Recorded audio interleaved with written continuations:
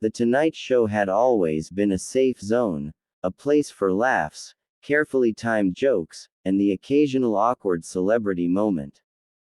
But what happened that Tuesday night would shake up the legacy of the show like never before. Mark Wahlberg was scheduled to appear, promoting his gritty new action film Reckoning Point, and everyone backstage was excited. Wahlberg wasn't new to the show, he'd been on multiple times. He knew the beats, Fallon knew the rhythm. Everything was supposed to run smooth. The green room was calm, but Wahlberg wasn't his usual self. He stayed off his phone, barely touched the catered snacks, and seemed distracted. His publicist, a sharp-eyed woman named Dana, was seen whispering something to the show's assistant producer. "Keep it light," she said. "No jokes about the co-star rumors. He's not in the mood." Fallon, usually carefree, raised an eyebrow when the warning was passed along. "Got it," he said with a smile. "We'll keep it fun." But somewhere between the camera cues and the applause signs, that promise slipped away. As the theme music blared and Fallon made his entrance to a cheering audience, things still felt routine. "Ladies and gentlemen," he announced, "give it up for the one and only Mark Wahlberg." Mark stepped out, waved to the crowd, and offered a stiff smile.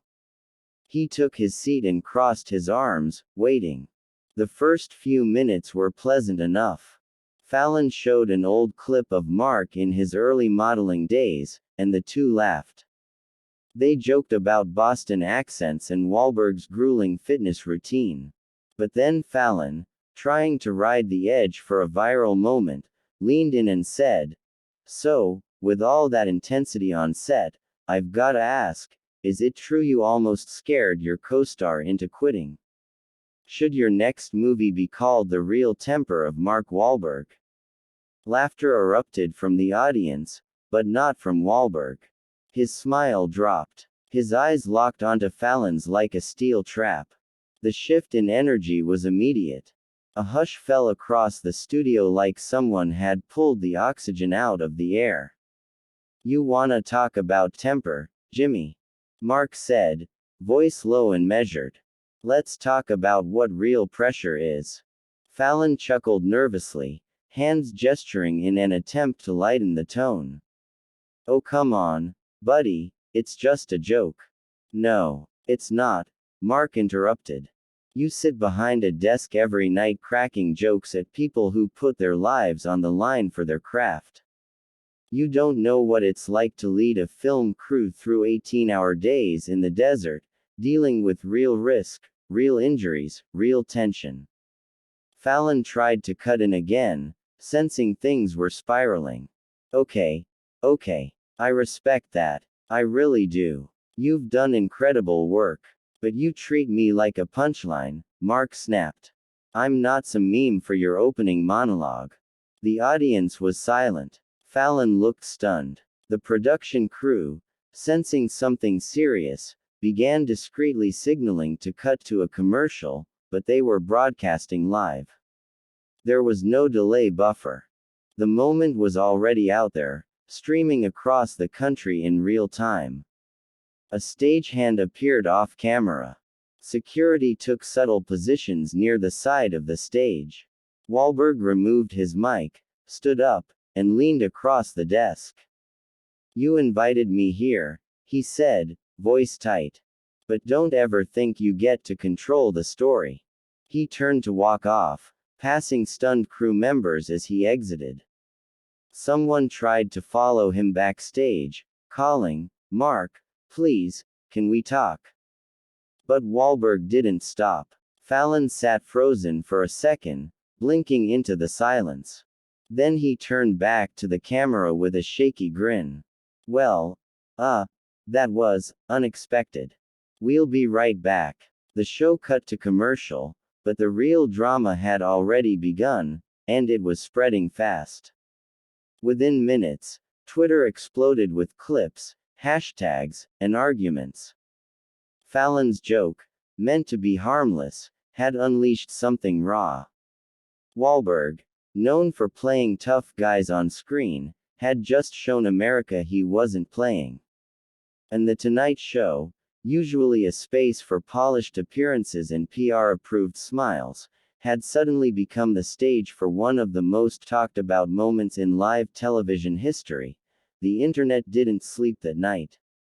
As soon as Mark Wahlberg stormed off the stage, raw video clips surfaced across social media. Viewers scrambled to record their screens, and hashtags ignited like wildfire. Hashtag Wahlberg walkout, hashtag Fallon faceoff, and the more brutal hashtag Temperpoint, a play on Mark's movie title, dominated trending topics. The reaction was deeply divided. One side praised Wahlberg for calling out what they saw as fake Hollywood media manipulation. Memes appeared of Mark walking off in slow motion with captions like, "When real doesn't play pretend." Others condemned him as egotistical and unprofessional, accusing him of not being able to take a harmless joke. On TikTok, thousands of creators posted reactions, dramatic reenactments, and breakdowns of Wahlberg's body language, analyzing every eyebrow raise and breath. NBC went into damage control. Executives stayed up until dawn, drafting statements and meeting virtually with Fallon's team. The network confirmed the episode would not re-air in its original form and would be edited for future broadcasts. Internally, Fallon's camp was rattled. A staffer leaked that Jimmy had been blindsided and deeply upset, claiming that Wahlberg had laughed and joked with the crew just hours before going live. The next morning, Fallon canceled the scheduled taping of the show and went offline. Fans speculated that he was either nursing a bruised ego, or that the network had told him to lay low until the media storm settled. Meanwhile, Wahlberg posted a cryptic video from his home gym, shirt damp with sweat, staring straight into the camera. The caption read, "Greater than, respect isn't a punchline. Don't ask for real and then mock it when it shows up." In the video, Wahlberg said nothing. He simply nodded, tossed a towel over his shoulder, and walked off screen. The clip went viral within minutes, garnering over 15 million views in 12 hours. The message was clear. He wasn't sorry. Journalists and talk show hosts couldn't resist weighing in. Howard Stern called it the most real moment on TV this year. Charlemagne de God applauded Wahlberg for breaking the late-night illusion. But others, like Stephen Colbert and Seth Meyers, took Jimmy's side, jokingly asking guests not to mark out on them. Behind the scenes, sources revealed more layers. Wahlberg's publicist had explicitly told Fallon's team not to mention the controversy surrounding his co-star. The film's studio had been pushing hard to downplay the issue, fearing it would overshadow the movie's release. Fallon, however, had reportedly gone off script in the moment, trying to catch a reaction for a more viral segment. The publicist, Dana, reportedly blasted NBC after the incident, calling the choice reckless and unprofessional. Rumors began circulating that Wahlberg was considering a full boycott of the network. Meanwhile, ticket sales for Reckoning Point began to spike. Curiosity drove viewers to see the film, and Wahlberg's no-nonsense, take-no-jokes persona suddenly aligned perfectly with the brooding hero he portrayed on screen. Analysts began calling it accidental genius PR. A week later, Fallon returned to the show. His tone was somber. "What happened last week was unexpected," he said during the opening monologue. "Mark Wahlberg is someone I've admired for years. Things got heated. Sometimes jokes don't land. Sometimes we get it wrong. I reached out to Mark personally, and I hope we can talk, off camera, like human beings." The audience gave him a sympathetic round of applause. But the buzz hadn't died down.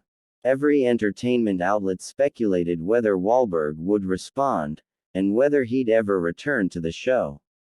He didn't. Instead, Wahlberg sat down with GQ for a candid interview a few days later. "I'm not mad at Jimmy," he said. "I'm mad at the game. You show up, they build you up, and then they poke until you snap, so they can sell the moment. I've been in this business too long to smile through it." The reporter asked if he'd ever go back. Mark smiled. "If they invite me to talk like a man, sure.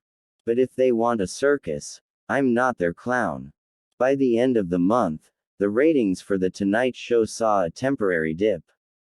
Wahlberg's movie topped the box office for 2 straight weekends. Late-night producers everywhere re-evaluated how far they could push their guests.